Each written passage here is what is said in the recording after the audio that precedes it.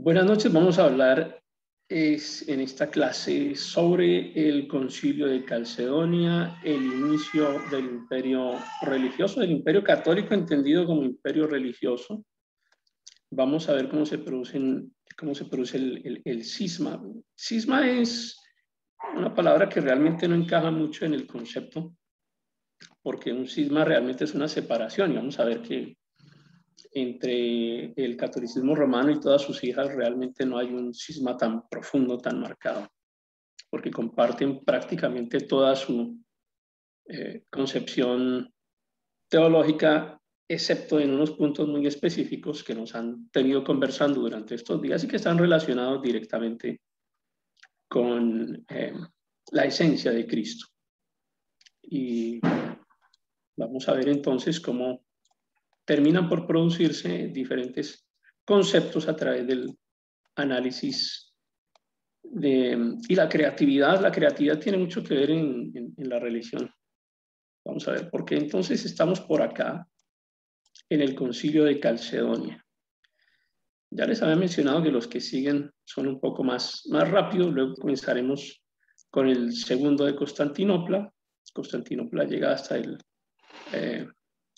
cuarto y bueno, esto será muy rápido de aquí en adelante. Por ahora nos detenemos en este porque todos los que hemos visto hasta ahora pues tienen un objetivo fundamental, pero en este decíamos que se forma el imperio religioso y por eso nos detendremos un poquito allí.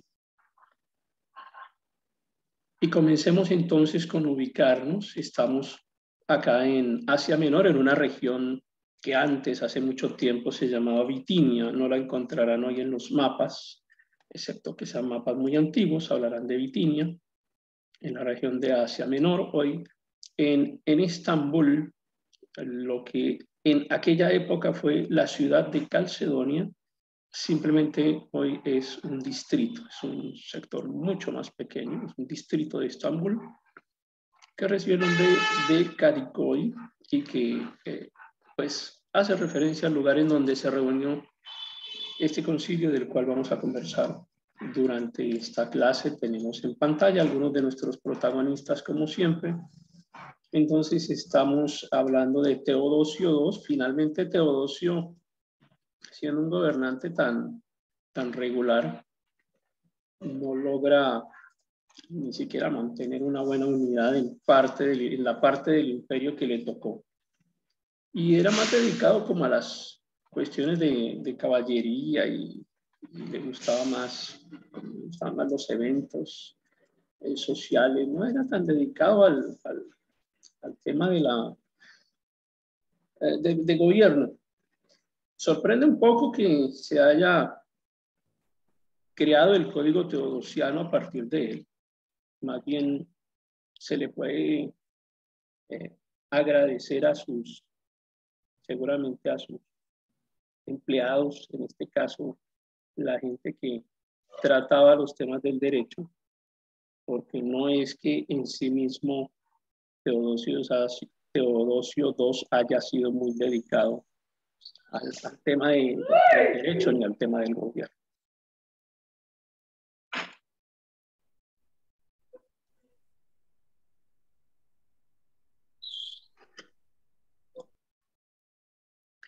Entonces Teodosio se muere un día montando en caballo, se cae del caballo y se mató.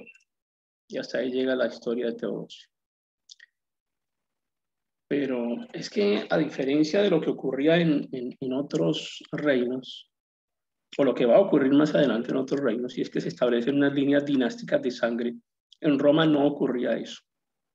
Una de las características de Roma es que normalmente los hijos no eran sucesores de sus padres en el gobierno, en el imperio. No encuentra uno que en Roma ocurriera como ocurría en casi todos los países europeos.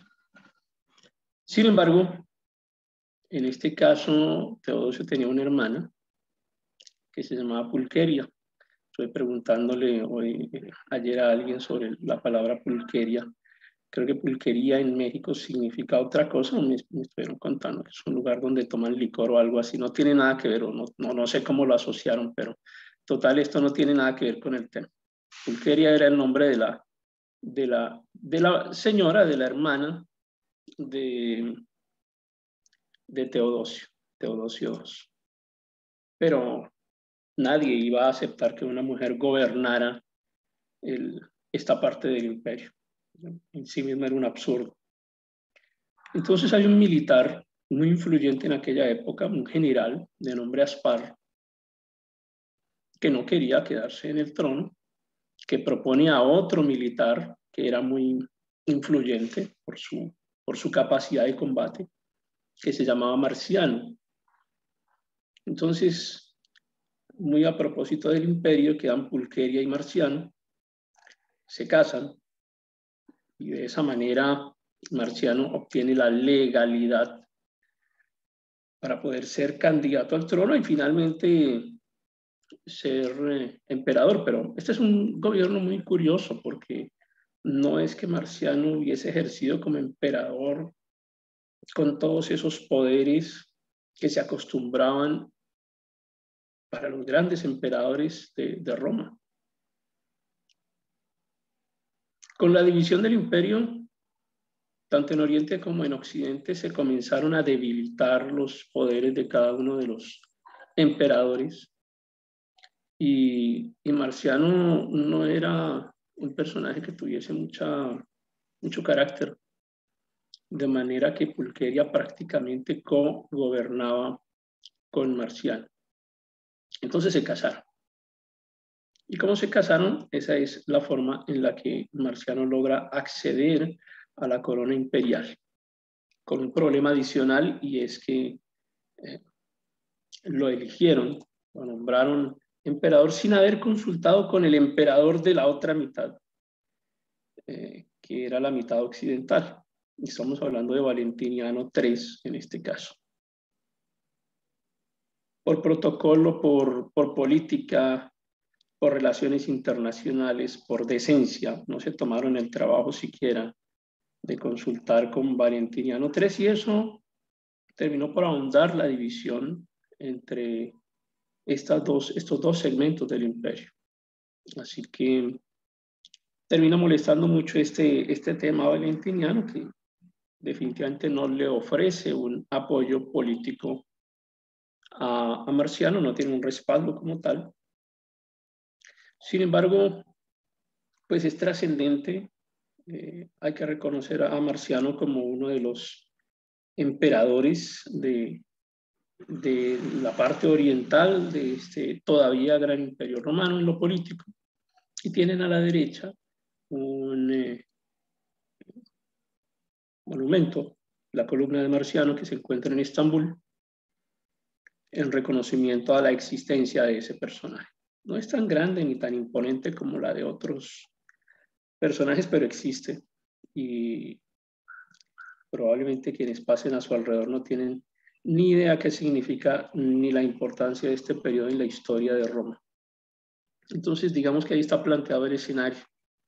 Pero estamos ante un escenario en donde tenemos unos líderes políticos que son débiles y tenemos unos líderes religiosos que, como decíamos antes de conversar, antes de comenzar la grabación de esta clase, eran unas personas que tenían mucho conocimiento en lo filosófico, en el derecho, eran intelectuales, mucho más intelectuales que Marciano, que Pulqueria, que Valentiniano y que todos los que gobernaban.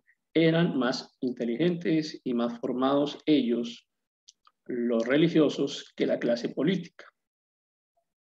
De manera que esa formación les permite tener una mayor influencia con respecto a los gobernantes que estaban posicionados en este momento.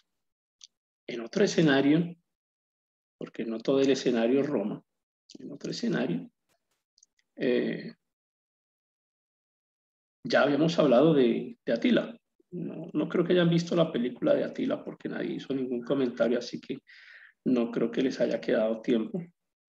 Si algún día la ven, descubrirán que Atila logra invadir Italia. Es otra de las razones por las cuales hay un conflicto entre Valentiniano y Marciano, porque pues al tener, digamos, esa división, ellos ya no estaban tan unidos como siempre, quedan más débiles y es el momento en que Atila logra invadir Italia. En la imagen de fondo encuentran el lugar en donde se refugiaron quienes habitaban en esta zona de Europa ante la invasión de Atila. Llegan a la hoy hermosa Venecia, que es la que tienen ustedes en pantalla, pero que en aquella época simplemente eran unos lugares llenos de fango, y prácticamente llegan a esconderse allí. Entonces, Atila invade Italia, algunos se refugian aquí en este sector y de esa manera logran sobrevivir y formar uno de los escenarios que hoy más le gustan a los viajeros de ese lugar.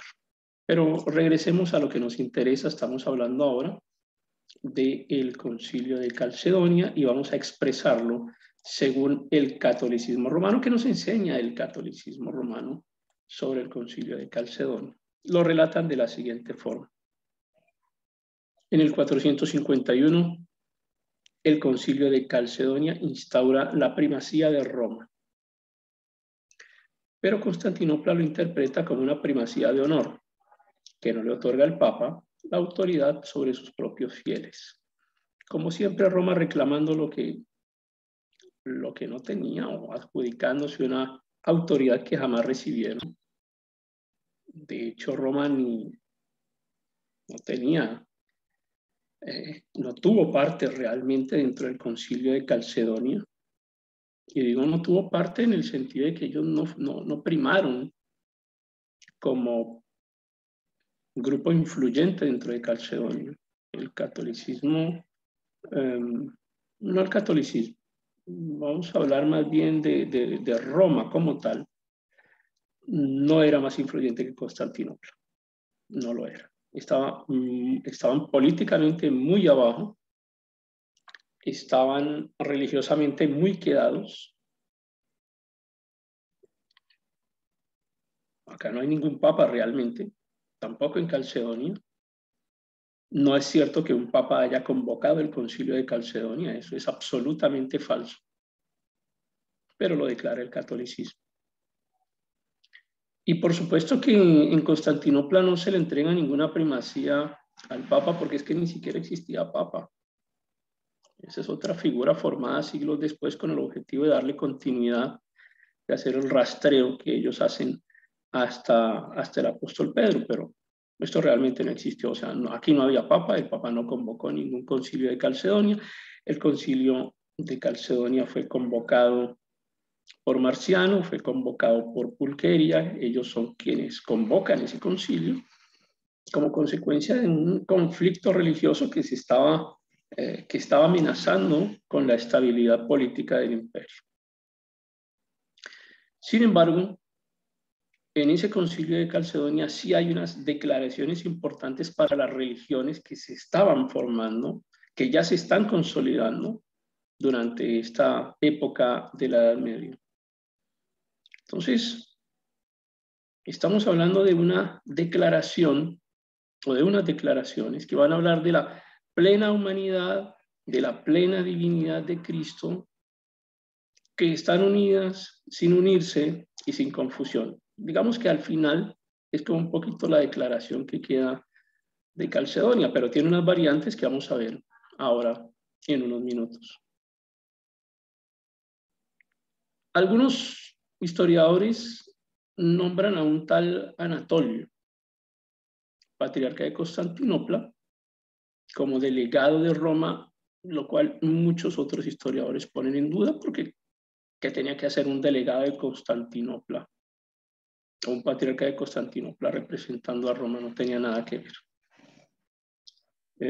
Y definitivamente no había un papa. Esto es algo que es contrario a lo que pueden encontrar ustedes en cualquiera de los medios en internet que pues que evidentemente intentan generar o más bien sostener ese engaño. Entonces, como antecedentes, tenemos acá a dos personajes que ustedes ya habían estado, con los que ya están familiarizados porque ya los vimos en la clase anterior.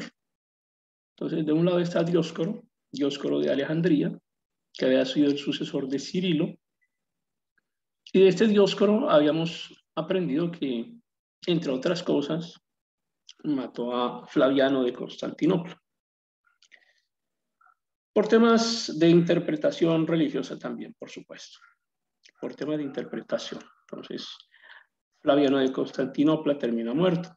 Y esto genera los eventos de lo que llamamos, o más bien se desarrolla dentro de lo que llamamos el concilio de Éfeso II, que también, como habíamos mencionado, algunos indican que fue un solo concilio en dos secciones, pero realmente los acontecimientos fueron muy distantes en el tiempo, en años.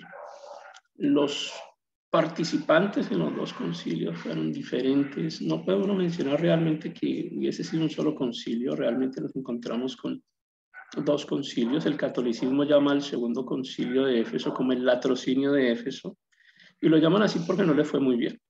Y todo lo que no, en lo que no le va bien al catolicismo romano, en este caso, o era herejía o un latrocinio, como sea, cualquier tipo de palabra extraña para significar que está viciado de verdad, de autoridad o de reconocimiento. Entonces, ya tenemos a estos dos personajes, simplemente quería recordarlos allí y comienza entonces a formarse, insisto, el imperio. Alcanzamos a mencionar también a este personaje. Hablamos un poquito del eutiquismo. Hoy vamos a tratar de profundizar un poco más en él. Entonces, ¿qué dijo Eutiques con respecto a Cristo? No se parecen mucho las cosas que vamos a ver hoy de lo que ustedes estuvieron mencionando en el Telegram de esta semana, en el debate de Telegram de esta semana. No difieren mucho las teorías que vamos a ver. Entonces comencemos con Eutiques. Existencia de dos personas en Cristo, ¿no? Estamos hablando de Cristo. Una divina y otra humana. En Cristo encarnado, objetando que antes de la encarnación habían dos naturalezas, pero luego solo quedó una, la divina, que se deriva de la unión de las dos. Esto parece un jeroglífico, pero la filosofía y la religión siempre van a terminar en esto. Vean, yo les digo una cosa. Nosotros podemos estudiar toda la teología que queramos, pero por eso la vemos desde un punto de vista histórico, no de formación de doctrina.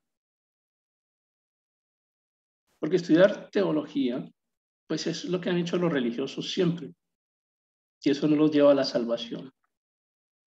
Nosotros la estudiamos para tener argumentos para poder conversar, para poder hablar, para poder tener un nivel que nos permita rebatir los argumentos de otros. Pero no es a través de la teología que vamos a obtener salvación y vamos a obtener una vida espiritual plena. Entonces dice Eutiques, la parte humana de Cristo fue absorbida por la parte divina. Pon un ejemplo. Es como una gota de aceite en el agua del mar. Imagínense ustedes una gota de aceite puesta sobre un océano.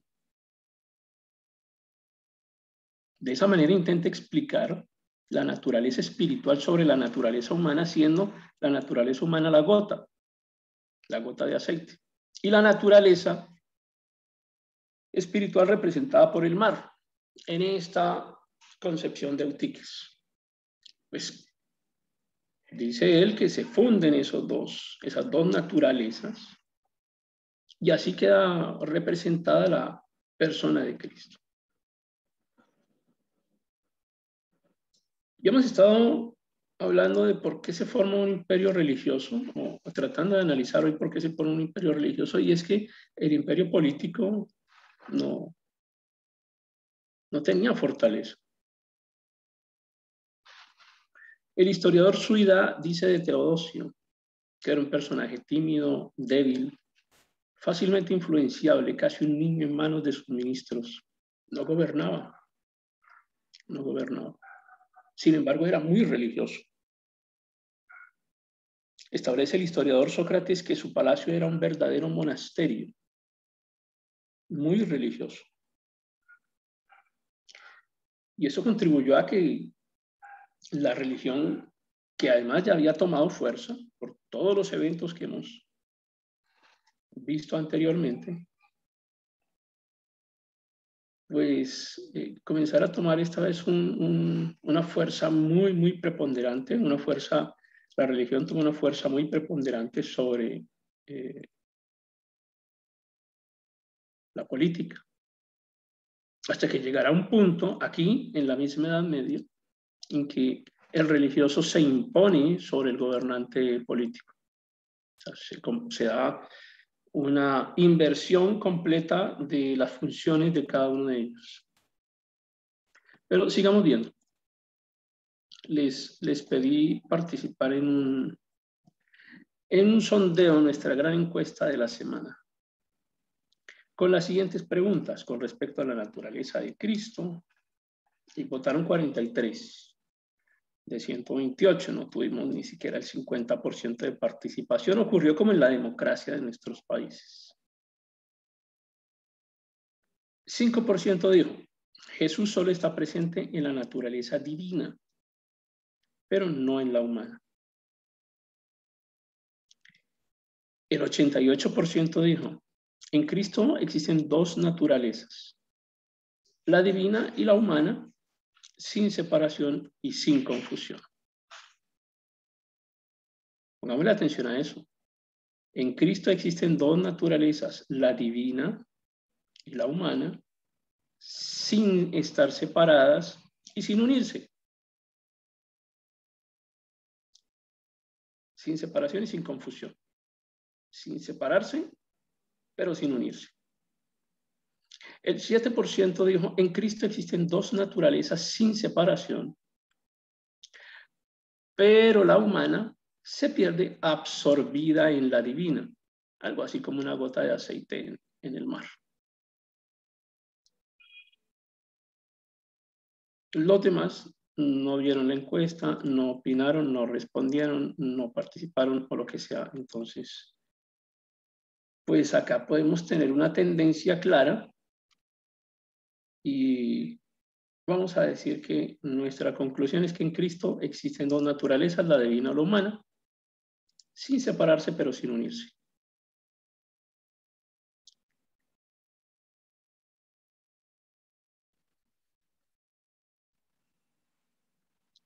Y decía el historiador Camelo en su escrito de los Efesios y los Calcedonianos, dice, la inestabilidad e inconsistencia de la cultura teológica de gran parte de los obispos orientales, quienes incapaces de comprender las disquisiciones, simplemente se alineaban con los líderes del momento. Preste atención a esto, por favor. Dice que la inestabilidad del conocimiento teológico, o sea, que no tenemos ni idea en qué creemos, depende porque los creyentes, esa inestabilidad surge porque los creyentes son incapaces de comprender lo que estamos discutiendo, son incapaces de entender de qué estamos hablando. O sea, que el problema no es solamente actual. En aquella época esta gente, que además eran los obispos, dice el historiador, esta gente no tenía ni idea qué era lo que estaban hablando, ni idea de qué estaban discutiendo. Entonces, ¿qué pasaba? Se alineaban con los líderes del momento, el que tenía más fuerza, el que tenía más influencia, se iban con ese. pero se iban con ese solamente porque era el líder del momento, no porque estuviesen realmente analizando o pensando acerca de lo que hablaban, de lo que discutían, que ni más ni menos que era la naturaleza de Cristo. Esta gente no tenía ni idea con respecto a la naturaleza de Cristo, eran incapaces de comprender las conversaciones o comprender los detalles de lo que se hablaba acá. Y entonces vamos a aprender cómo se crean dogmas, cómo se crean religiones, cómo se crean cismas. Allá en Éfeso 2, o la segunda parte de Éfeso, se dijo, Dioscuro, invocando la asistencia y la inspiración del Espíritu Santo, y esto se me parece mucho a muchas de las congregaciones de hoy en día. El Señor me habló anoche claramente al oído y me dijo, por medio de su Espíritu Santo, y me dijo a mí. Si lo alcanzan a ver, ¿no? Dioscuro, invocando la asistencia y la inspiración del Espíritu Santo, Dios ha hablado por boca de Dioscuro. Pero lo hacemos hoy en día también, o sea.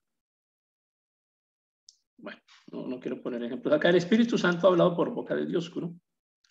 Se había autoproclamado hábilmente como el guardián de la fe, el defensor de la tradición contra las novedades de los nestorianos. Tener una novedad en aquella época era un gran problema. Y vamos a ver por qué era un gran problema. Porque es que en Deuteronomio se nos enseña, y en otros pasajes de la Escritura, en Apocalipsis también se nos enseña, no añadiréis nada a la palabra que yo os mando, ni quitaréis nada de ella, para que guardéis los mandamientos del Señor vuestro Dios que yo os mando. No van a quitarle ni van a añadirle nada a la palabra. Entonces, ¿qué dice Dioscuro? Dioscuro dice, espérate, a mí el Espíritu Santo me ha nombrado guardián, me ha nombrado protector de la fe. Y todas estas cosas novedosas representan, según Dioscuro, no una interpretación del texto, sino que están añadiendo el texto. Por eso es que estas novedades de interpretación eran consideradas por algunos como herejía. Dicen los historiadores que las tesis que primaban en aquel momento era que nadie determinara lo que ya ha sido determinado. O sea, si ya se dijo, y se dijo en Nicea, que tienen que venir ustedes a decir cosas nuevas. O sea, si esto lo venimos haciendo en nuestra congregación desde hace 15 años, cuando se fundó la congregación por nuestros pastores iniciales, ¿por qué se va a cambiar el orden de las cosas si aquí siempre se cantan dos coritos antes y luego se hace un pequeño mensaje de bienvenida? ¿Por qué vamos a cambiar eso? O sea, no tiene nada que ver. Esto ya se ha dicho, ya se ha establecido así, y lo que es contrario no está bien. Que nadie determine lo que ya ha sido determinado. Entonces él es muy hábil porque él dice, yo estoy examinando, pero no estoy innovando. Dios nos ha dado este mandamiento, examinar las escrituras, y quien las examina no innova, y ahí estamos de acuerdo. Por supuesto que hay que examinar las escrituras, no lo hacemos diariamente. Pero fíjense cómo se unen dos conceptos que son fundamentalmente contrarios, pero que acá parece que fueran hermanos. Que nadie determine lo que ya ha sido determinado. Ese es un concepto diferente a examinar las escrituras. Porque de examinar las escrituras puede salir un concepto nuevo, un concepto que no teníamos claro, una enseñanza nueva. Y también eso lo hacemos siempre. Examinamos las escrituras y aprendemos a partir de ellas, es decir, tenemos conceptos nuevos.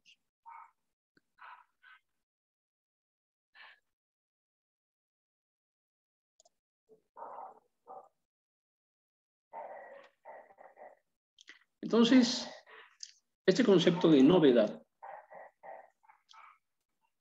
amenazaba los fundamentos de lo que con el paso de los años se había considerado que era importante en el Concilio de Nicea, o de lo que se había hablado en el Concilio de Nicea, y estas novedades se iban en contra del Concilio de Nicea.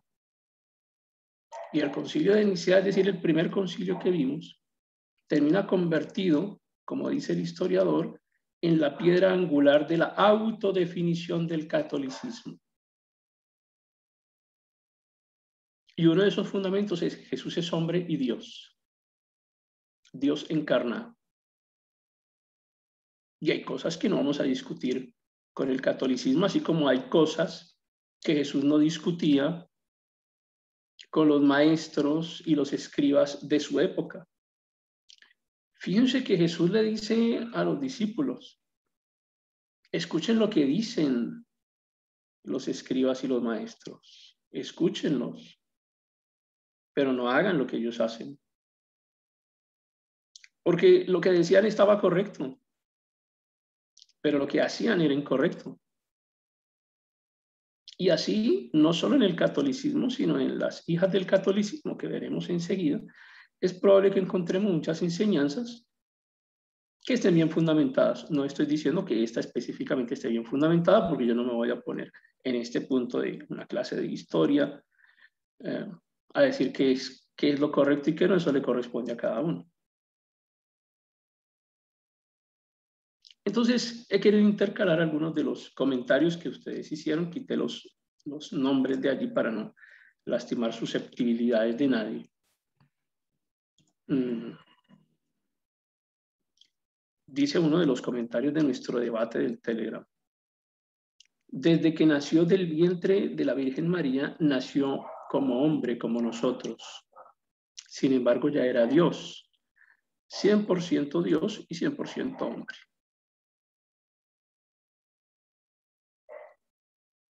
Y uno de los fundamentos evolucionados del Concilio de Nicea dice: Jesús es hombre y Dios, Dios encarnado. Se parece mucho a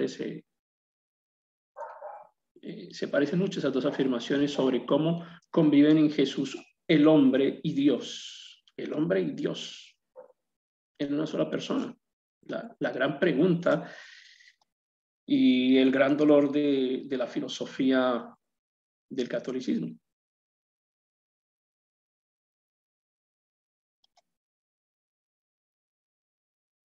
Entonces ese era el debate religioso del siglo V.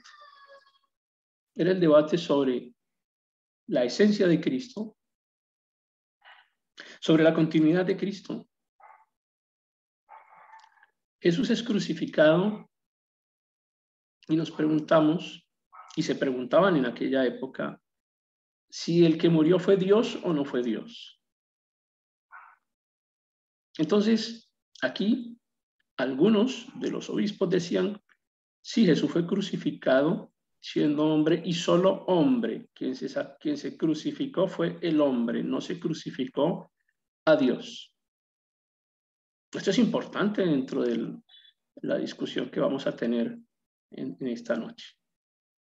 Y alguien respondió, porque si me preguntas durante su estancia en la tierra, mi respuesta es 100% hombre.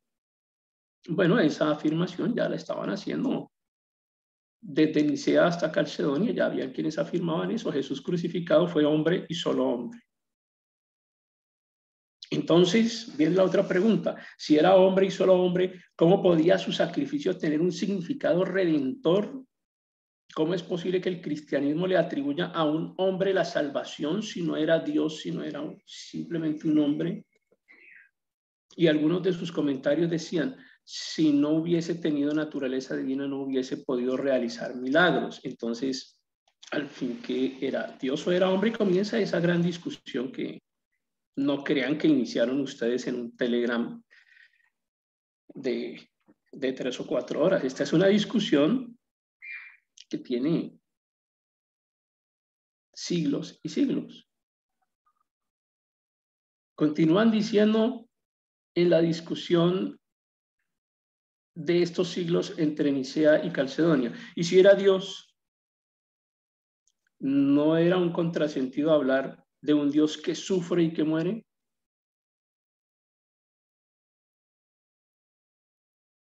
Esas preguntas, estos debates, los encuentran ustedes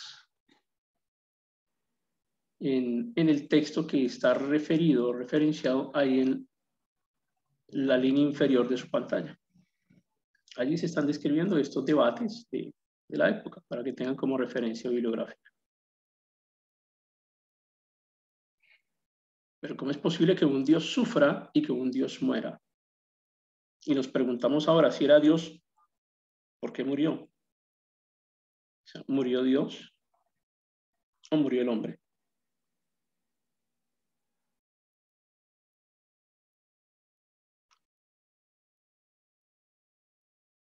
Y llega a una conclusión el historiador y dice, a los ojos del instinto conservador de las masas cristianas orientales, volvemos a insistir en que aquí no estamos metiendo al papado romano porque esta gente ni por ahí aparecía, aunque ahora se adjudiquen que ellos fueron los que convocaron el concilio y que dieron toda esta discusión. No, no, esta gente no estaba por ahí. Dice el historiador, a los ojos del instinto conservador de las masas cristianas orientales, entendiéndose masas cristianas como que una mezcla de esto que se está llamando catolicismo oriental y probablemente de algunas vertientes cristianas, solo el monofismo se presentaba como una doctrina fiel a la tradición. Y alguno de ustedes dijo en el chat, no puede tener dos naturalezas. O tenía una naturaleza humana o tenía una naturaleza divina, pero no podía tener dos naturalezas.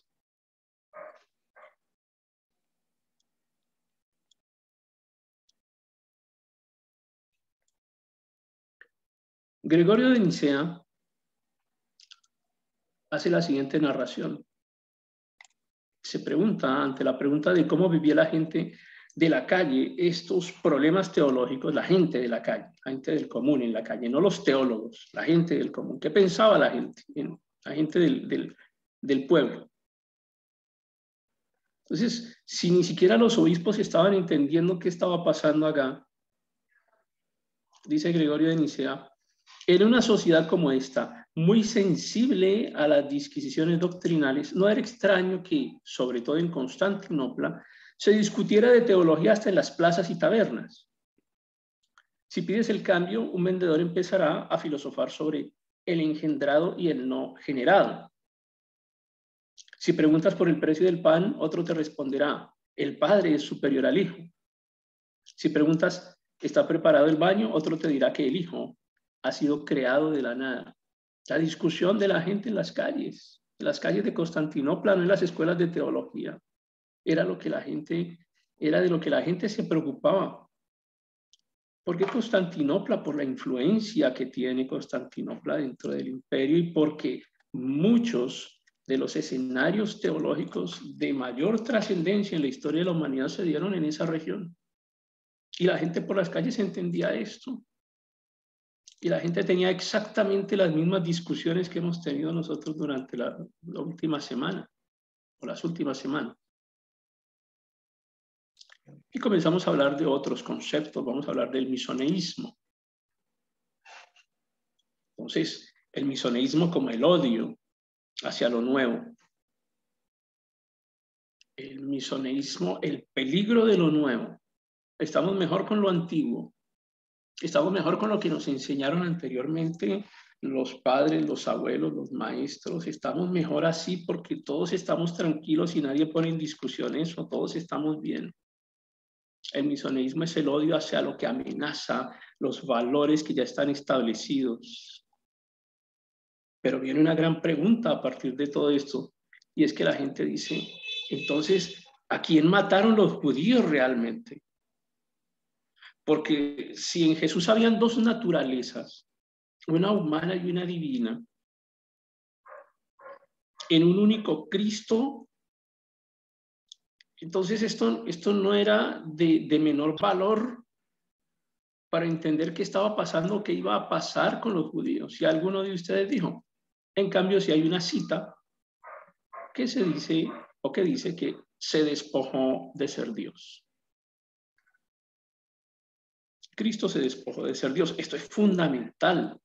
Esa afirmación es fundamental. Y es una afirmación que hicieron también en Calcedonia. Es fundamental. Y es fundamental para los judíos y para lo que iba a pasar con los judíos. Aparece también este concepto de la doctrina de los dos hijos. Algo que todavía ustedes no tocaron, no nos atrevimos a tanto en este Telegram. No llegamos hasta allá. Pero casi. Estuvimos muy, muy cerca. Bueno, digamos que espiritualmente dijimos lo mismo, pero no como si fuesen dos personas físicas separadas. Sin embargo, sí alcanzamos a tocar la teoría de los dos hijos desde el punto de vista de que para Antioquía había una división del logos, ustedes lo han llamado el verbo, en dos naturalezas. Y volvemos a hablar del nestorianismo. La teología nestoriana que nos habla de dos personas. No dos personas en físico, pero sí dos personas dentro de lo que se llamará más adelante la teoría de la absolución de los hebreos. Pero claro, es que si en la cruz quien murió fue solo un hombre, entonces ¿por qué nos van a acusar, dicen los judíos? ¿Por qué nos van a acusar de que matamos a Dios? ¿Al fin qué? ¿Matamos a Dios o matamos a un hombre? Dicen los judíos. Permítanme, me regreso. Leo en la parte inferior de su pantalla. En cambio, si hay cita que dice que se despojó de ser Dios. Oye, si no fue Dios, entonces los judíos no matamos a nadie, no matamos a Dios. Deicidio es ese delito por el cual han acusado a los judíos. De manera que lo que se habla en Calcedonia es del gusto de los judíos.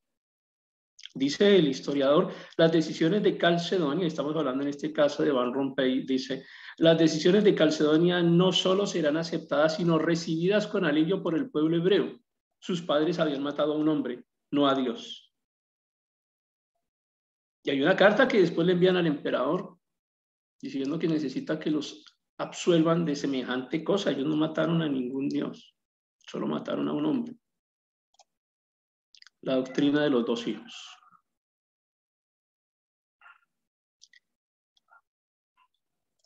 Así que en esa carta al emperador, que ya era marcial, los judíos recogen todos estos conceptos y exigen ser liberados de la acusación de haber crucificado a Dios. Pues claro, porque si Calcedonia dice que allí no mataron a ningún Dios, solo era un hombre, pues tienen que suprimir todos esos cargos de los cuales los estaban acusando. Y comienza ese debate en Calcedonia, un debate tan complejo, probablemente como el que se tuvo durante la semana, y por eso me tomé el atrevimiento de hacer algunos recortes aquí. Y veamos algunas de las cosas que decíamos. Siempre fue Dios porque el verbo fue hecho carne. Yo me imagino a los obispos de Calcedonia con las mismas frases, con las mismas expresiones que estamos utilizando acá, igualitos. Me los imagino idénticos. Claro, ellos apuñalándose porque allá acostumbraron a apuñalarse y a matarse a mazazos porque no les gustaba lo que el otro decía, pero el debate y al final las expresiones eran prácticamente las mismas. Siempre fue Dios porque el verbo fue hecho carne. Y otro decía 100% divino, 100% humano. Y otro decía, me das la razón, si era divino no podía ser tentado, como era humano fue tentado. Y otro decía, está fuera de contexto con esa cita. Y otro decía, no se despojó de sí mismo, dice que se despojó a sí mismo. No es de... es... O sea, entramos, fíjense cómo acá entramos incluso en el detalle de las pequeñas palabras que fueron tan importantes en el debate de Nicea hasta Calcedonia, y específicamente aquí en Calcedonia, el detalle de las palabras.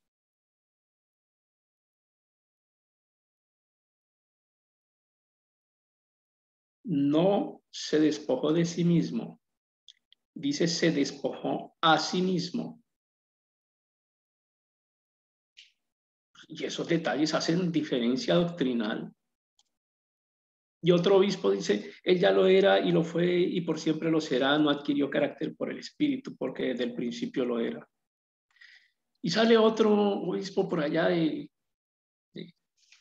Antioquía y dice, hoy en día hay muchas denominaciones y movimientos que le dan una interpretación diferente a la palabra. Y responde el otro, yo igual le pregunté a qué iglesia pertenece, cuál es su denominación y así. O sea, ¿usted qué cree? ¿En dónde es que anda usted?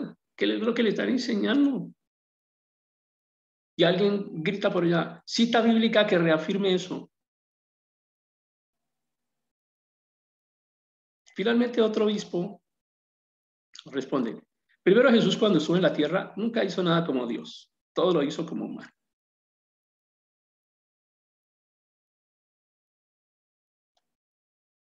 Y ahí tenemos el concilio de Calcedonia. Esta imagen les muestra el concilio de Calcedonia. ¿Quieren acordarse ustedes del concilio de Calcedonia? Acuérdense de esta imagen. Ahí lo tienen. Espero que no olviden cómo fue el concilio de Calcedonia.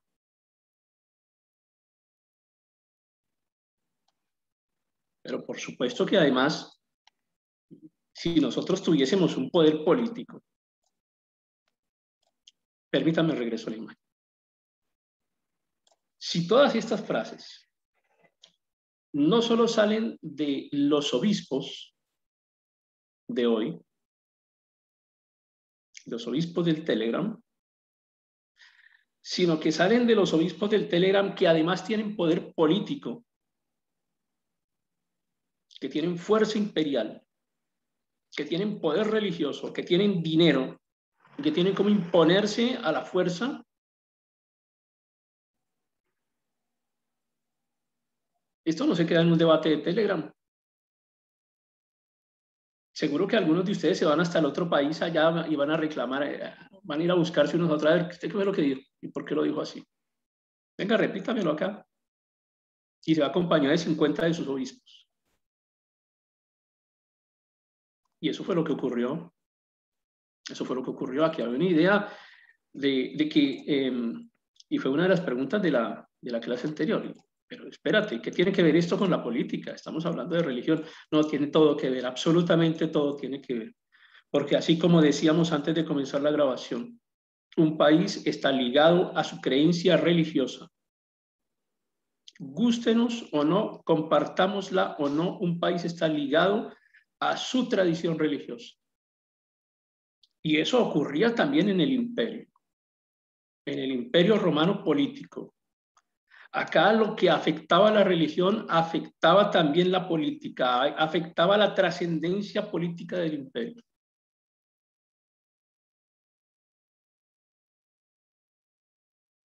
Y hay un espíritu de nacionalismo.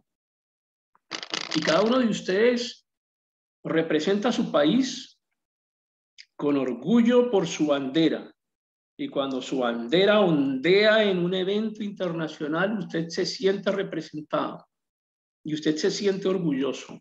Y cuando su país obtiene un gran logro internacional, porque un atleta logró algo destacado, porque un escritor obtuvo un premio importante o porque un científico hizo algo importante, se despierta el espíritu del nacionalismo.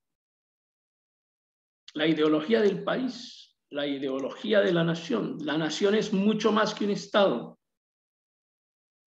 La nación es la gente. El Estado solo es la organización administrativa.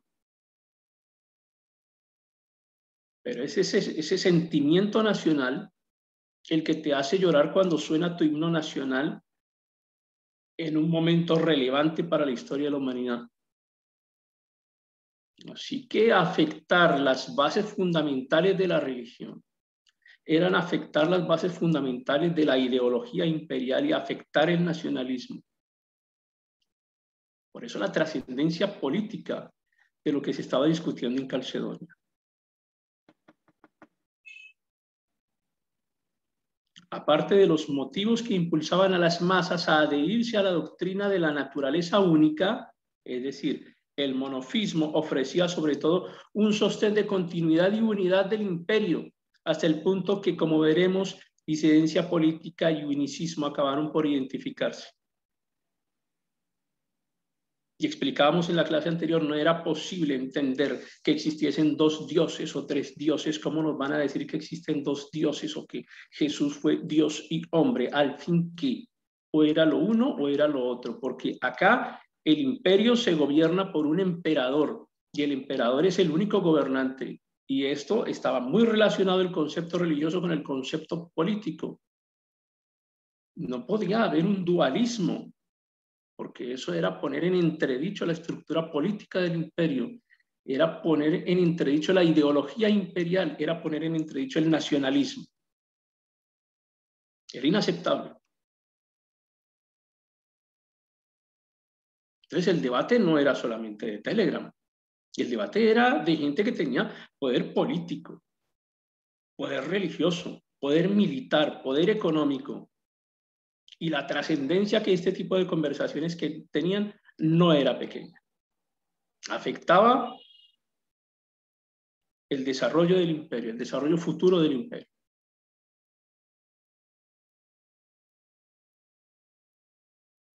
Dice el historiador Perry, un solo Dios, victoria a los romanos, larga vida al imperio romano, muchas victorias a Teodosio, que Roma se conserva, o que el imperio romano se conserva. Ese era el objetivo religioso de esto, proteger el imperio, radicalizar lo que llaman los historiadores el monoteísmo, porque parece que cuando hablamos de un Padre, de un Hijo y de un Espíritu Santo, no se estuviese hablando de monoteísmo, sino de politeísmo, porque estamos hablando de varios dioses con mismo nivel de autoridad. Y eso tenía unas fuertes implicaciones políticas. Mientras que el monofismo sí garantizaba el apoyo del pueblo, garantizaba el apoyo de la religión,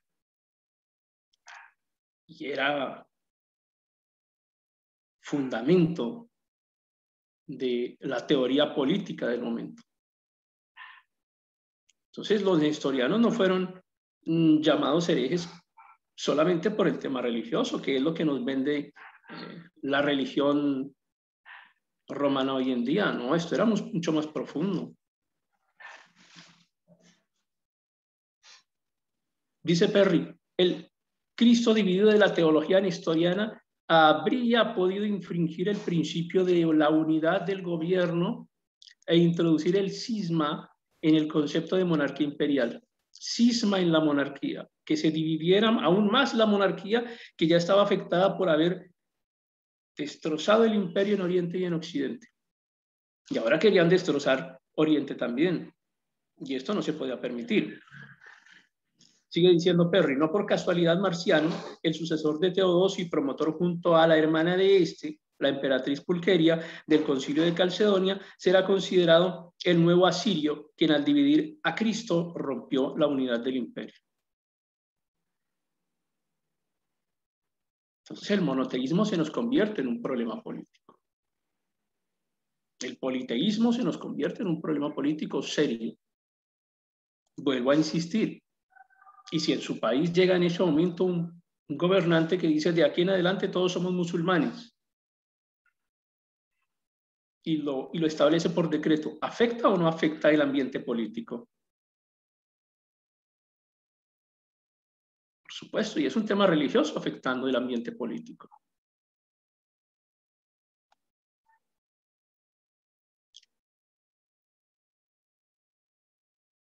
Bueno, ahora sí comenzamos con el concilio de Calcedonia.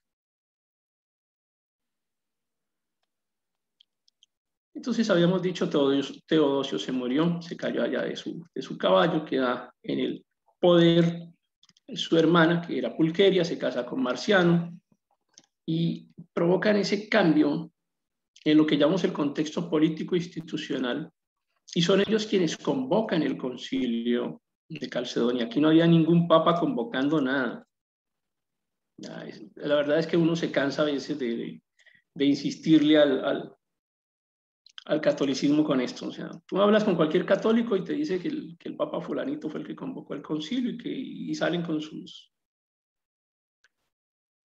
conclusiones finales del concilio que nada que ver con la realidad de las cosas, pero bueno, es extenuante a veces insistirles a ellos, pero seguramente con paciencia ustedes lo van a lograr también. Y acá lo que ocurre en Calcedonia es que también se anulan muchas de las decisiones de Éfeso 2 y se condena como herejía la doctrina de las dos naturalezas. Comenzamos a hablar aquí de que se presenta la tendencia duoficista o duoficita. Ya vamos a ampliar.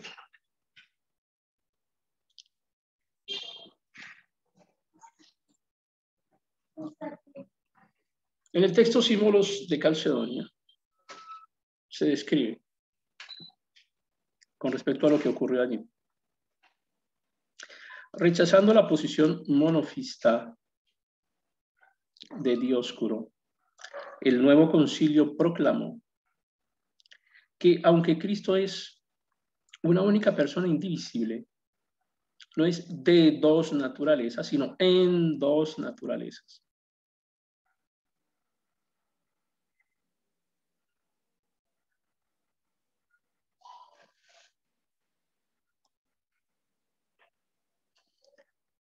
Dice, no se despojó de sí mismo, se dice se despojó a sí mismo. No es de es a. Palabras, detalles, ¿no? Detalles lingüísticos, no es una palabra la que debemos usar. Una palabra, miren cómo una palabra cambia completamente una teología.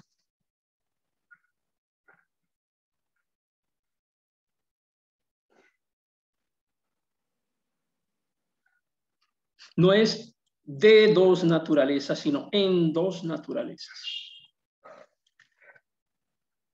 Intentemos prestarle un poco de atención a esto, a ver si le ponemos lógica a la expresión. Rechazando la posición monofista de Dioscuro, el nuevo concilio, estamos hablando del de Calcedonia, proclamó que, aunque Cristo es una única persona indivisible, no es de dos naturalezas, sino en dos naturalezas. Alguien dijo, no puede tener dos naturalezas. De pronto, no puede tener dos naturalezas si no estaba en dos naturalezas. Hijo perfecto en su divinidad y en su humanidad, Dios verdadero y hombre verdadero, reconocido en dos naturalezas sin confusión. O sea, hay dos naturalezas que no se confunden. Sin cambio, sin división, sin separación. Ya hasta dónde estamos llegando con esto. Tal vez si hubiésemos tenido un poquito más de tiempo allá en el debate, llegan a esta misma conclusión. Sin cambio, sin división, sin separación. La diferencia entre las naturalezas no desaparece de ninguna manera por la unión de ambas, sino que se mantiene la peculiaridad de cada una de ellas y ambas se combinan en una persona y una hipóstasis. Y esa palabra sí me la usaron también en el debate. Claro, pues teníamos que definir de alguna manera lo que pensamos y bueno, esa palabra existe y es válido utilizarla.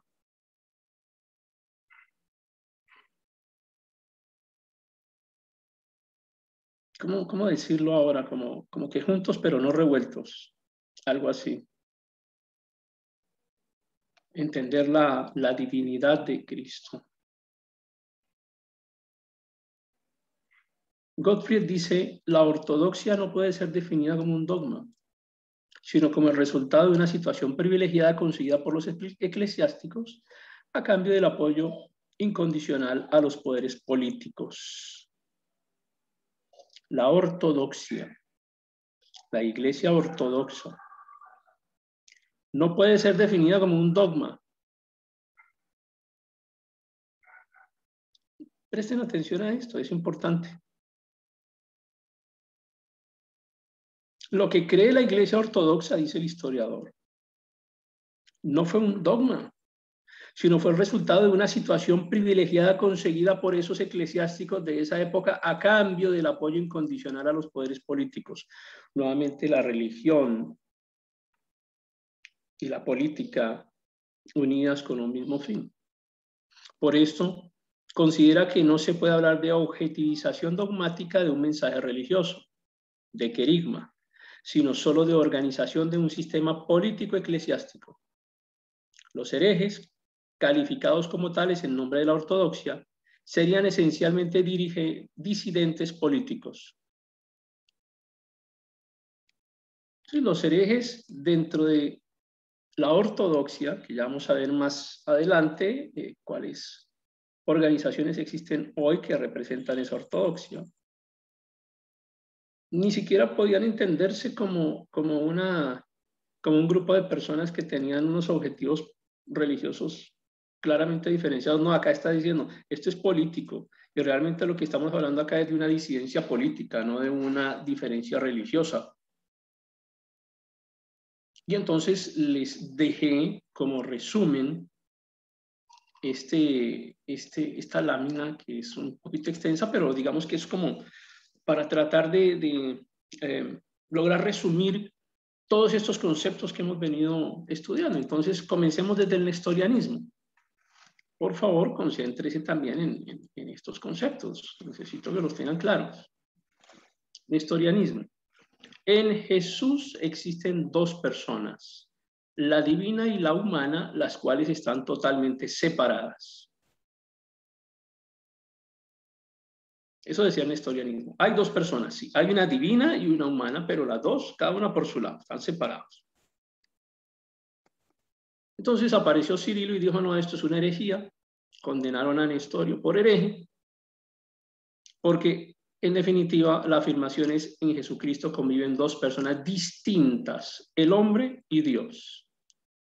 Dice Nestorio, en Jesucristo conviven dos personas distintas, el hombre y Dios. Algunos de ustedes lo afirmaron también.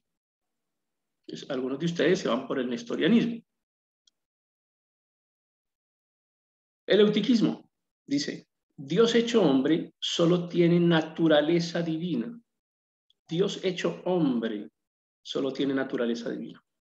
Pero después de la encarnación, la humanidad de Cristo es en esencia distinta a la nuestra.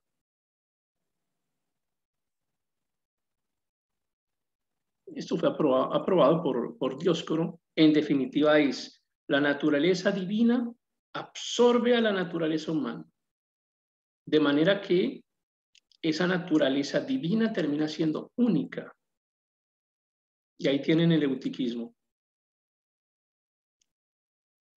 En Éfeso se concluyó como parte de la creencia impulsada por Cirilo. Una sola naturaleza divina y humana juntas. Cristo es una naturaleza encarnada de la palabra de Dios y no acepta la fórmula en dos naturalezas, aunque acepta desde dos naturalezas. Una sola naturaleza divina y humana juntas, pero no son dos naturalezas, es desde dos naturalezas. Miafismo.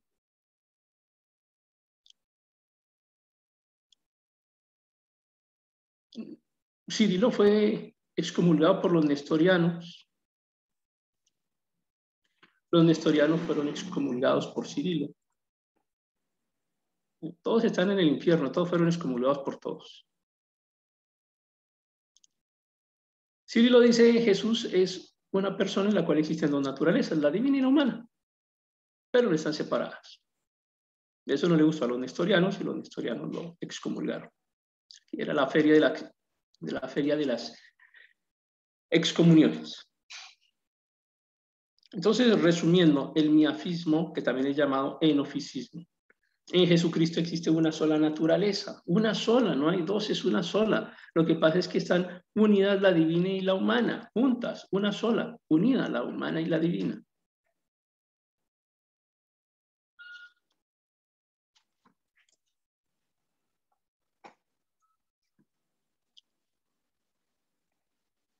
Llegamos a Calcedonia y dice,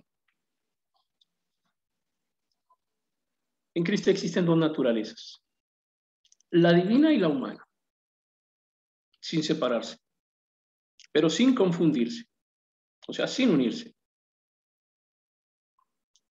Dos naturalezas en una sola persona, sin separarse y sin confundirse.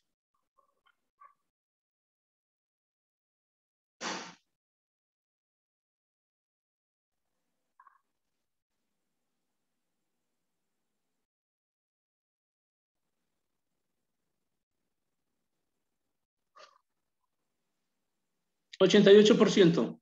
En Cristo existen dos naturalezas, la divina y la humana, sin separarse y sin confundirse. 88% está de acuerdo con Marciano y Pulcheria.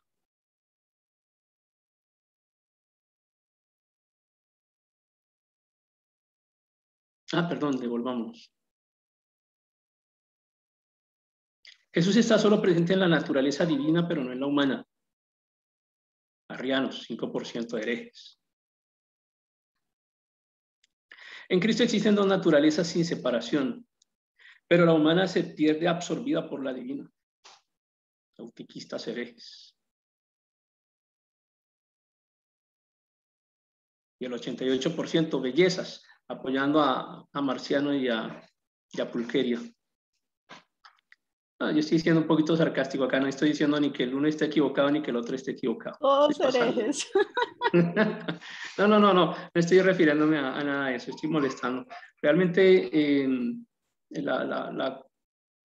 es que miren lo interesante que es el debate, o sea, es que llegaron ustedes a las mismas conclusiones que llegaban los obispos de Calcedonia, desde Nicea hasta Calcedonia, de aquella época, imagínense, llegando a las mismas conclusiones, entrando en los mismos huequitos teológicos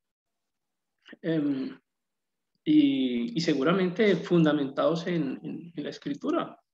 Ahora, yo insisto, no estoy diciendo que se esté equivocado en el 88%, ni el 5%, ni el 7%. Estoy diciendo, porque es que no me corresponde juzgarlo acá, porque no es mi posición. Si estuviésemos en un mensaje, en una iglesia, en un mensaje evangelístico, les digo lo que yo pienso, pero como no estamos en una clase de historia, entonces les digo, el 88% dice que en Cristo existen dos naturalezas, la divina y la humana, sin separaciones y confusión, y que este fue el resultado del Concilio de Calcedonia, que fue convocado por Pulcheria y por Marciano. Eso se llama dificismo. ¿El dificismo qué dice? En Cristo existen las dos naturalezas sin separación. El dificismo, contrario. Dificismo 2. En Cristo existen las dos naturalezas, sin separación, pero confundidas.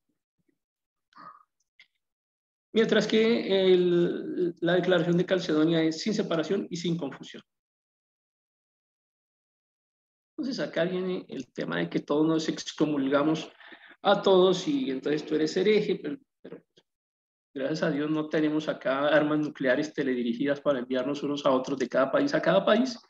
Entonces nos quedamos peleando solamente en el Telegram. En aquella época no se quedaban peleando en el Telegram. En aquella época se mataban. Excomuniones mutuas, anulación de fórmulas. Fórmulas es esto, lo que estamos viendo ahí son diferentes fórmulas. Detalles de las fórmulas. Decretos.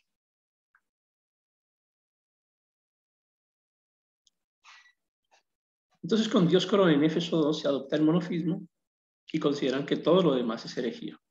Y en Calcedonia, Pulcheria y Marciano condenan como herejía el monofismo, declaran que Éfeso 2 es un latrocinio.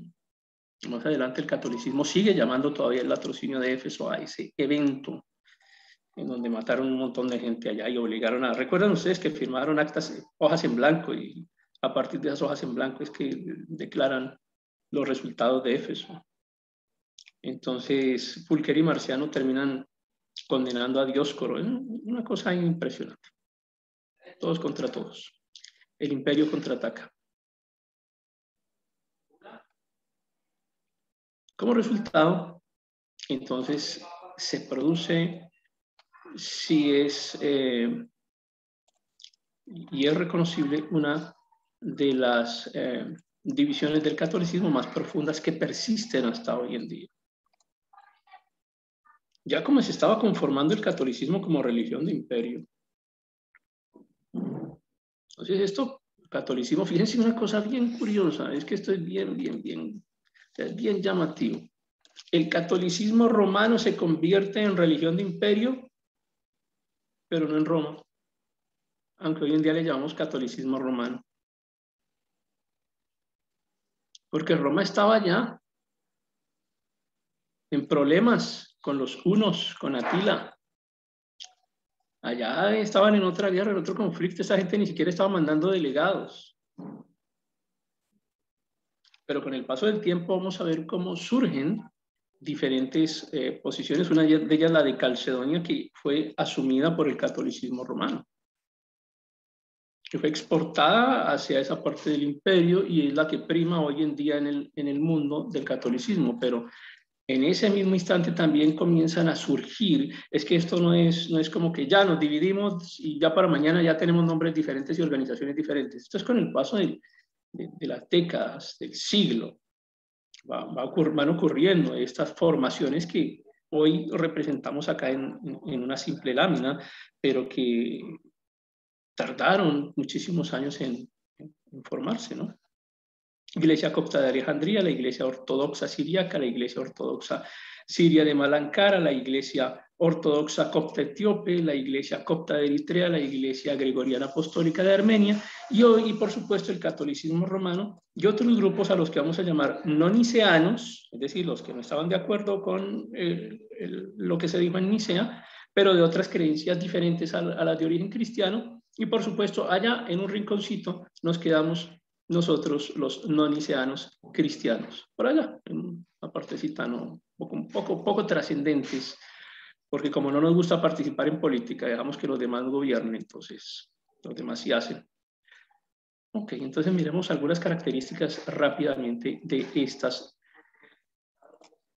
esta gran religión que gobierna hoy en día y sus hijas. Entonces vamos a presentar a sus hijas, algunas de sus hijas. La Iglesia Copta Ortodoxa de Alejandría, por supuesto.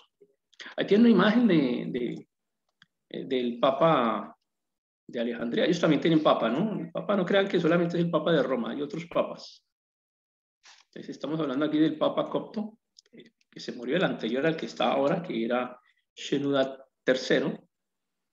Y les dejo ahí el vínculo en la parte inferior de la pantalla para que miren las imágenes de... Esta es la ceremonia de... Ahí el Papa está muerto, ¿no? Está sentado en ese trono que llaman el trono de San Marcos. Y por supuesto la gente sufre, la gente llora porque se murió su papa y es su representación espiritual y están celebrando un culto religioso acá. Y el Señor está muerto ahí, es un cadáver al que le están rindiendo culto en este instante, ¿no? Nosotros acá vamos a respetar todas las religiones, por supuesto, no faltaba más. Entonces, de esta iglesia copta ortodoxa de Alejandría seguimos hablando acá. Solamente quise mostrarles al papa anterior, porque ahora tienen este papa, que es el papa nuevo de la iglesia copta ortodoxa de Alejandría, que es el papa Tawadros II, o Teodoro II. Es papa, tiene el mismo título del papa romano. Lo que pasa es que el papa romano es papa de muchas más personas. Este papa, Teodoro es papa sobre 12 millones de personas aproximadamente. Tiene título de arzobispo de Alejandría, patriarca de Egipto, patriarca de Pentápolis, de Libia, de Nubia, de Sudán y de toda África. Van con el eutiquismo. Dios hecho hombre solo tiene naturaleza divina, pero después de la encarnación, la humanidad de Cristo es en esencia distinta a la nuestra. Entonces hay un sínodo, que es el Santísimo Sínodo de la Iglesia Ortodoxa, copta, y al final hay muchos candidatos, pero digamos que los 3 que tienen más apoyo ponen sus nombres en una copa de vidrio y luego entonces llaman a un niño y el niño que va con los ojos vendados, dice la Iglesia Copta Ortodoxa de Alejandría, el niño guiado por la mano de Dios, saca el nombre de quien es elegido papa de esos tres. Su centro principal es la Catedral Ortodoxa Copta de San Marcos, porque ellos hacen su rastreo hasta San Marcos. Así como el catolicismo hace su rastreo hasta San Pedro, la Iglesia Copta Ortodoxa de Alejandría hace su rastreo hasta San Marcos. 12 millones de personas aproximadamente ya tienen su sede principal y su papa actual. Aquí tenemos entonces a la Iglesia Ortodoxa Siríaca. No tiene formalmente el título de papa, sino de patriarca de Antioquía y todo Oriente, que eso es bastante. En todo caso son unos 8 millones de personas. Su sede principal está en Mosul, en Damasco. Y enseñan también que en Cristo solo había una única naturaleza compuesta por divinidad y humanidad, también entendida como el monofismo. Entonces, digamos que fue la gran división, el gran cisma entre el catolicismo romano y todas estas iglesias que estamos viendo ahora, pues su diferencia básicamente radica en esto, ¿no?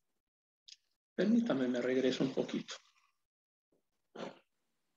Porque es que en medio de todo, pues el catolicismo romano también dice que en Cristo existen dos naturalezas, la divina y la humana, sin separación y sin confusión. La del 88%, la de Pulquer y Marciano. Dos naturalezas en una sola persona. Eso es lo que dice el catolicismo romano. Mientras que, y por eso se produce la división, porque ellos no están de acuerdo con eso. Y ellos lo que dicen es que en Cristo había una única naturaleza compuesta por divinidad y humanidad, lo que conocemos como monofismo. Ellos hacen el rastreo de su iglesia también hasta el apóstol Pedro, pero le llaman hasta el apóstol Simón Pedro. Tiene una organización propia, es autocéfala, pertenece al grupo de iglesias ortodoxas orientales y pues ciertamente no aceptan el Concilio de Calcedonia en sus conclusiones. Es la Iglesia Ortodoxa Siríaca. Tenemos acá la Iglesia Ortodoxa Siria de Malankara. Ellos hacen su rastreo hasta el apóstol Tomás. Tienen su sede en la India, también son autocéfalos, es decir, que tienen su gobierno propio. Basilius Martova Matius III es el representante actual de la Iglesia. El título es Católicos del Oriente y Metropolitano de Malankara. El palacio que ven al fondo es el Palacio Catolicosado Ortodoxo, su sede principal. Ustedes han visto sus escudos, ¿no? Permítanme los devuelvo. Ok, aquí está el escudo, acá en la superior izquierda de la Iglesia Copta Ortodoxa de Alejandría. Claro, los colores brillantes, mucho de Oriente, ¿no? Pero observen acá el de la Iglesia Ortodoxa Siríaca. ¿Recuerdan cuando hablamos de los símbolos de Constantino? Bueno, allí lo tienen. Ahora miremos acá el de la Iglesia Ortodoxa Siria de Malankara. Alcanzan a ver los mismos emblemas, ¿cierto? También hablan del monofismo. En Cristo solo había una única naturaleza compuesta por divinidad y humanidad. Tienen en India aproximadamente 2 millones de personas.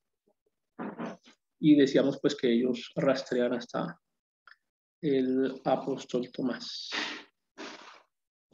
La Iglesia Ortodoxa Copta Etíope. Tienen un patriarca católico, se llama así el título, patriarca católico de Etiopía, que es Abune Matías. Abune es una palabra muy particular porque, entre otras cosas, significa nuestro padre. Nuestro padre, Abune Matías, es un nombre compuesto por un nombre propio y un título. Están en Etiopía, la sede es en Addis Abeba, ahí tienen una foto de la ciudad al fondo. Una sola naturaleza de Cristo unidas, opuesta a la creencia de las dos naturalezas, la humana y la divina. Y es una iglesia, pues, definitivamente unitaria. Entonces estamos viendo que el unicismo, tiene muchísima relación con este tipo de iglesias que surgen del gran cisma. Ellos rastrean su historia hasta Felipe el Diácono. Entonces, son alrededor de 30 millones de personas y ellos se autoproclaman como arzobispo de Jerusalén y Tierra Santa, Iglesia Ortodoxa Copta Etíope. Este es nuevo, un poquito complicado conseguir las imágenes de él. Tiene poco tiempo, ya su antecesor falleció hace poco. Patriarca de la Iglesia Copta de Eritrea, con unos 3 millones de personas. También tiene el título de Abune, es decir, de nuestro padre. Otro padre, hay muchos padres. Abune Kerlos también tiene el nombre de Cirilo y es elegido también por un sínodo. La sede es en Eritrea, en Asmara. Y fíjense que todas estas iglesias también están muy, muy íntimamente ligadas con el concepto con los conceptos de la Mariología. Aquí tienen, por ejemplo, ellos tienen un culto a Santa Dimiana, con sus 40 seguidoras vírgenes. La creencia es la misma de las otras y rastrean su origen hasta Felipe el Diácono.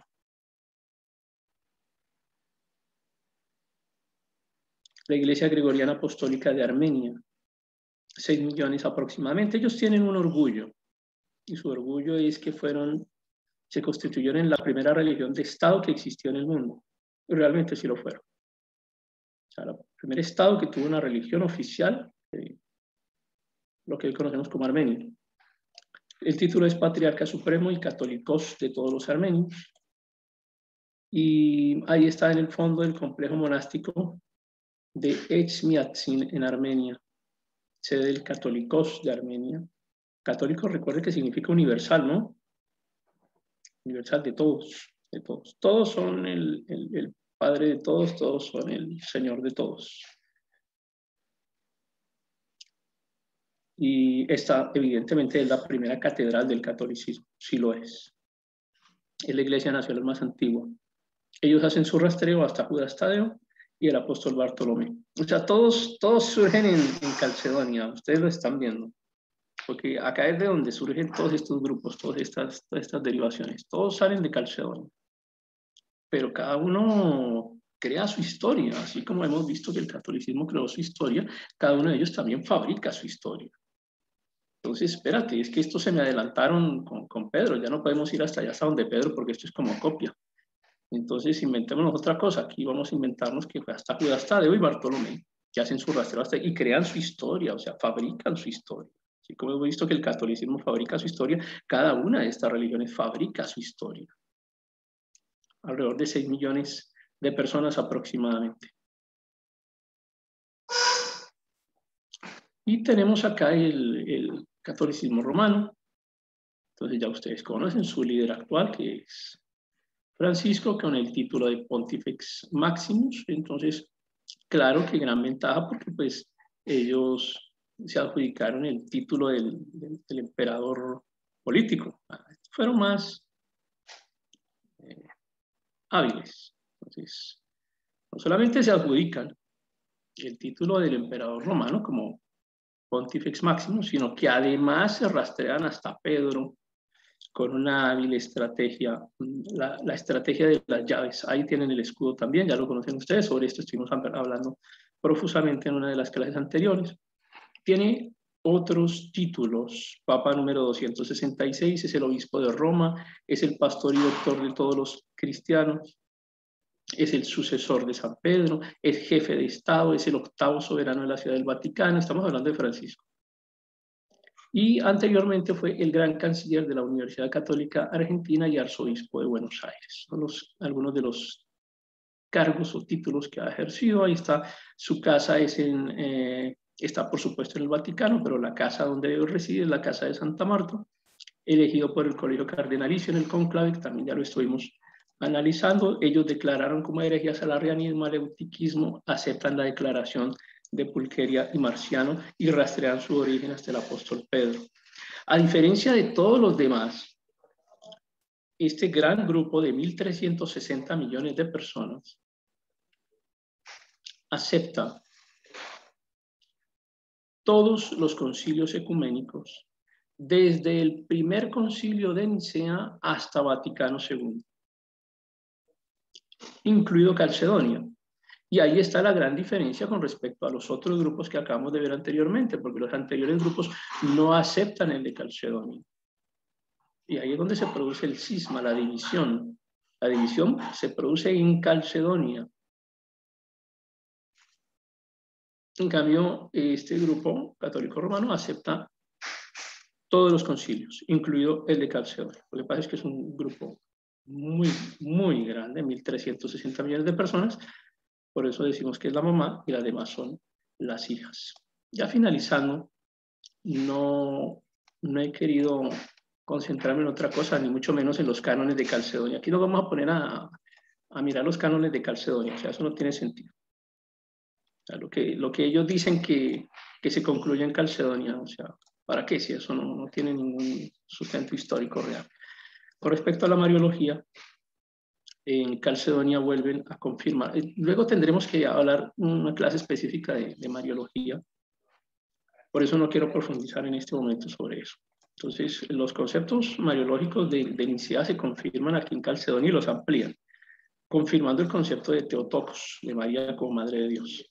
Entonces, el catolicismo al respecto dice de sí mismo, y hago esa aclaración, dice de sí mismo. El nacimiento virginal de Jesús es dogma compartido por la mayor parte de las confesiones cristianas, le hace católicas, ¿cierto? Incluidas todas las que hemos mencionado hoy, todas esas iglesias que mencionamos hoy. Entonces, el nacimiento virginal de Jesús es dogma compartido por la mayor parte de las confesiones católicas. En cambio, la virginidad de María mantenida perpetuamente antes del parto, virginidad en el parto, virginidad después del parto, es negada por algunas herejías protestantes. Toma herejes. Sí, todos los que están escuchando la clase de herejes. Es negada por algunas herejías protestantes que la consideran contradictoria con las referencias evangélicas a hermanos de Jesús. Por ejemplo, Santiago el Justo. Y se supone que también había tenido hermanas. Entonces, ahí tienen las herejías. Finalizamos entonces. Un segundo, termino la grabación.